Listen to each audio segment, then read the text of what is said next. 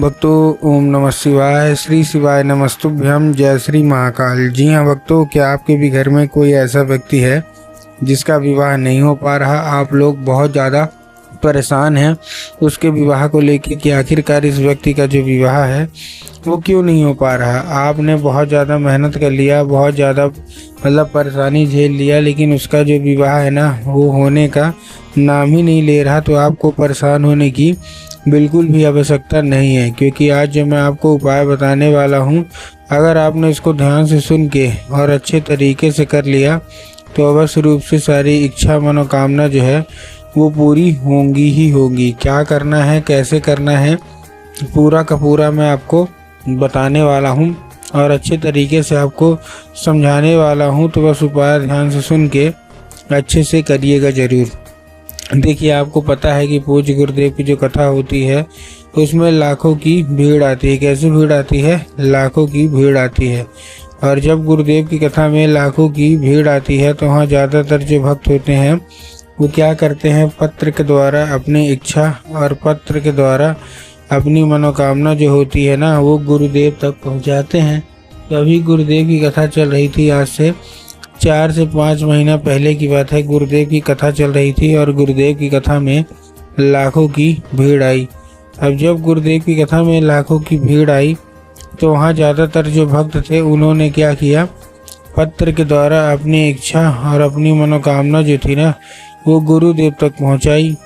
ठीक, अब जैसे ही गुरुदेव के पास पत्र पहुँचा और गुरुदेव ने पत्र पढ़ा तो वहाँ गुरुदेव ने देखा कि ज़्यादातर जो भक्त हैं उनकी क्या है, केवल एक ही इच्छा और एक ही मनोकामना थी कि गुरुदेव हमारा जो बच्चा है ना उसका जो मन है वो पढ़ाई लिखाई में बिल्कुल भी नहीं लगता। हम लोग बहुत ज़्यादा परेशान हैं उसकी पढ़ाई के लिए कि आखिरकार हमारा जो बच्चा है वो पढ़ता क्यों नहीं है। जब भी हम उसको पढ़ाने के लिए बैठाते हैं तो कहीं वो घूमने चला जाएगा और कहीं वो खेलने चला जाएगा, कहीं कुछ करेगा कहीं कुछ, लेकिन पढ़ेगा बस बिल्कुल भी नहीं।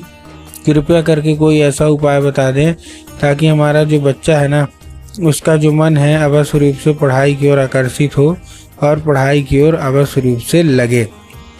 ठीक है, अब जैसे ही गुरुदेव ने क्या किया ये देखा। देखिए, उसने ये भी बताया बहुत अच्छी स्कूल में डाला है, बहुत अच्छा कोचिंग ट्यूशन दे रहे हैं, हर एक तरह की सुख सुविधा दे रहे हैं, हर एक चीज़ कर रहे हैं, लेकिन फिर भी नहीं पढ़ रहा। तभी गुरुदेव ने 2 से 3 उपाय बताए और कहा केवल ये उपाय कर लेना, तुम्हारे घर का जो कोई भी व्यक्ति है, जो कोई भी सदस्य है, अवश्य रूप से वो क्या है ना वो पढ़ाई की ओर आकर्षित होगा ही होगा।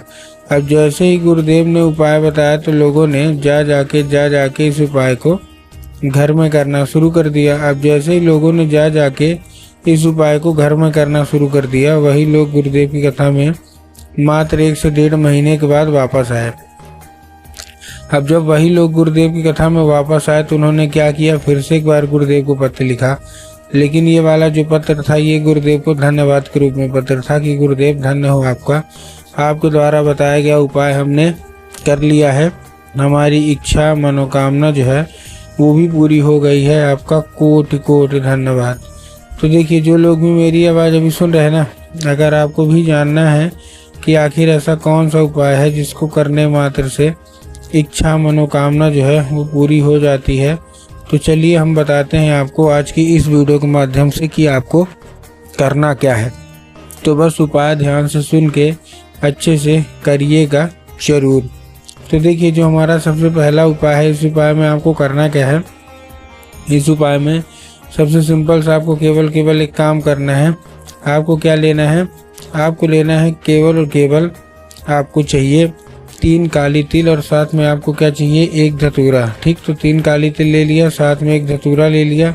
धतूरा लेने के बाद आपको करना क्या है, जैसे आपने धतूरा लिया, धतूरा लेने के बाद आपको अपने बच्चे के हाथ में दे के उसको भेज देना है सीधा शिव मंदिर। अब जैसे ही आपका बच्चा शिव मंदिर पहुँचेगा, शिव मंदिर पहुँचने के बाद उसको क्या बोलना है कि दक्षिण दिशा में खड़ा हो जाए और उत्तर की ओर अपना चेहरा कर ले। अब देखिए, दक्षिण और उत्तर में ना बहुत सारे लोग कंफ्यूज भी होते हैं कि दक्षिण क्या है, उत्तर क्या है, हमको थोड़ा साफ साफ बताओ। तब गुरुदेव ने साफ साफ बताया है कि आप जिस भी शिव मंदिर जा रहे हैं उस शिव मंदिर का जिधर साइड जलाधारी होगा आपको अपना चेहरा उधर साइड करके खड़े हो जाना है। ठीक, खड़े हो गए। खड़े होने के बाद आपको एक काम करना है। कौन सा?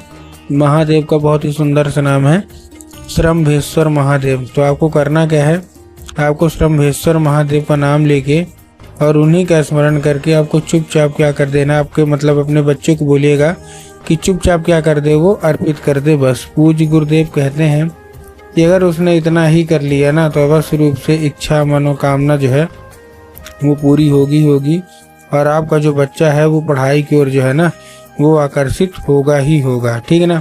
ये था हमारा कौन सा, ये था हमारा पहला उपाय। अब हम चलते हैं अपने दूसरे उपाय की ओर। अब देखिए जो हमारा दूसरा उपाय है, इस उपाय में देखिए आपको करना क्या है। जो हमारा दूसरा उपाय है, इस उपाय में सिंपल सा आपको केवल एक काम करना है। क्या काम करना है? आपको लेना है क्या, जितनी भी माताएं हैं आपको एक लाल फूल चाहिए और लाल फूल के साथ साथ आपके घर में माता सरस्वती की फोटो या मूर्ति होना अति अनिवार्य है। अगर आपके घर में माता सरस्वती की फोटो या मूर्ति है तब तो अच्छी बात है, लेकिन अगर आपके घर में माता सरस्वती की फोटो या मूर्ति नहीं है तो आपको बाजार जाना है, माता सरस्वती की फोटो या मूर्ति लाना है और घर में उनको स्थान दे देना है। ठीक, दे दिया स्थान देने के बाद आपको करना क्या है, शाम के वक्त में जब भी आपके घर में पूजा पाठ हो तो आपको जो लाल फूल है वो उठाना है। ठीक, और शाम के वक्त में आपको जो लाल फूल है वो माता क्या करना है, माता को अर्पित कर देना है, माता सरस्वती को। अब जब आप माता सरस्वती को अर्पित करेंगे तो माता से उसको औषधि के रूप में मांगिएगा कि माता कृपया करके हमको इसको औषधि के रूप में प्रदान करिए। अब क्या होगा, अब ये औषधि का रूप ले लेगा। अब जैसे ही औषधि का रूप लेगा आपको क्या करना है, उसी रात जब आपको बच्चा अच्छे तरीके से खाना पीना खा के सो जाए तो आपको वो जो लाल फूल है वो उठाना है और अपने बच्चे के माथे पे 2 से 3 बार आपको क्या कर देना है, फेर देना है बस। पूज्य गुरुदेव कहते हैं कि अगर आपने ऐसा कर लिया तो अवश्य रूप से आप देखेंगे कि जो कोई भी इच्छा है, जो कोई भी मनोकामना है, सारी की सारी इच्छा और सारी की सारी जो मनोकामना है ना वो पूरी होनी ही होनी है।